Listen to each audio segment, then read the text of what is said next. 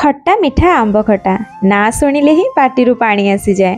आपको बनैबा स्टाइल मध्य समस्तंकर अलग अलग होता है आ बहुत प्रकार मध्य बना जाए।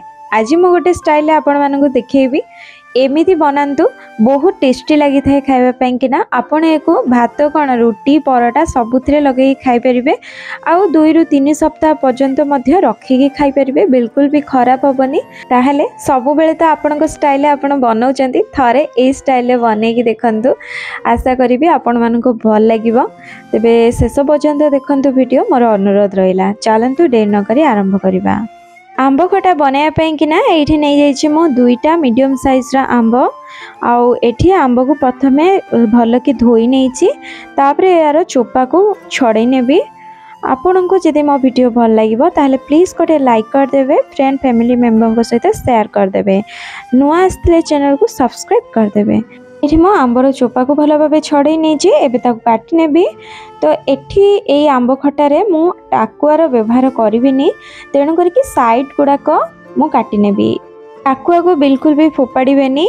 टाकुआ को आपण कौन करेंगे ना प्रेसर कुकर सीझे किना तार आंब पणा बनईकिना आपण पी पारे। तादरे जीरा लंका गुंड चीनी आपण हिसाब से स्वाद अनुसार मिसेकिना आपण पी पारे। आंब पणार रेसिपी मो डिस्क्रिप्शन में देदेवी पूर्वर छाड़ी मु, तो आपड़ से चेकआउट करेंगे केमी बना जाए आंब पणा जहाँकि लू पाईकिना बहुत भल ए खरा दिन में पीवाईकिना।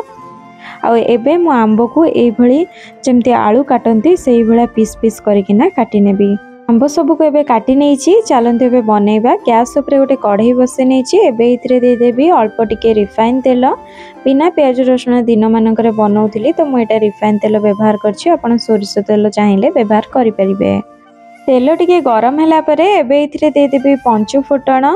फुटण टिके चटकी गला परे देदेवी किछि भृसंगा पत्र आउ तापरे एबे देदेवी कटा आंब को। एबे इथिरे देदेवी स्वाद अनुसार लूण हलदी गुंड आउ खटारे भल कलर आसिया पई किना देदेवी अल्प टिके काश्मीरी लंका गुंड। तापरे सब को भल भाबरे मु गोळै नेबी एपट सेपट करिकिना। आउ एबे इथिरे देदेवी आवश्यक मुताबिक पानी। एठी मु गोटे जो ग्लास देखौछि से ग्लास रे गोटे ग्लास पानी एठी दे देछि।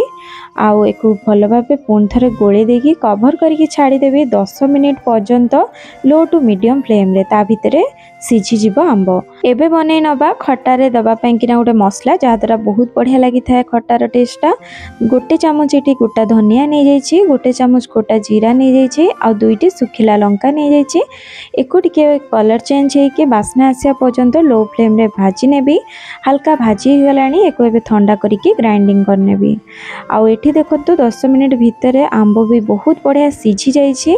एठी देखौछि आपण मानकु ये देखो केते सुंदर भाव आंब सीझी जाइए। बेसी समय लगी न थाए आंब को सीझापी कि ना आउ खटा को हवापाई कि ना। एबे मिठा पाई कि ना एथिरे दे देबी आवश्यक मुताबिक गुड़। आंब केते खट्टा अच्छी से अनुसार आपको तो गुड़ लगिबो। आउ एठी मु गुड़र व्यवहार करछि। आपण चाहिले चीनी रे मध्य बनै परिबे, किंतु गुड़र बास्ना आउ टेस्ट बहुत भल आसी थाए। तेणु गुड़रे खट्टाटा बहुत भल लगी थाए, खास करके आंब खटाटा। आउ एबे को गोली देबी। आ गोलीला परे देखंतु टिके पानिया हे जाइछि। एबे को टिके फुटिया पई छाडी देबी। आउ गोटिके फुटी आसला परे एबे इथरे दे देउछि किसमिस। किसमिस ऑप्शनल अछि, किंतु पकेइले बहुत टेस्ट आसीबो। जेतेबेले आपण आंब खटा खाइबे टिके टिके किसमिस रो स्वाद आसीबो तो बहुत भल लागि थाए।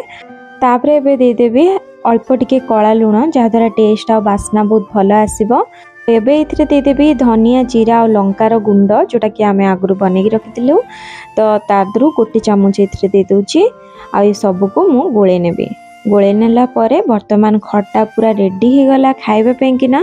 आउ देखिबे आपण झोलटा आपण जति देखुचंदी एई भली ही आपण रखिकी बंद कर देबे गैस को। काहे ना अधिक जदि आपण फुटेई किना गाढ़ कर देबे ताहले एटा आउ टिके परे ठंडा हला परे पूरा बहुत गाढ़ हे जिवो। तो ता अपेक्षा एमिति ही आपण रखंतु, टेस्ट बहुत भल आसीबो।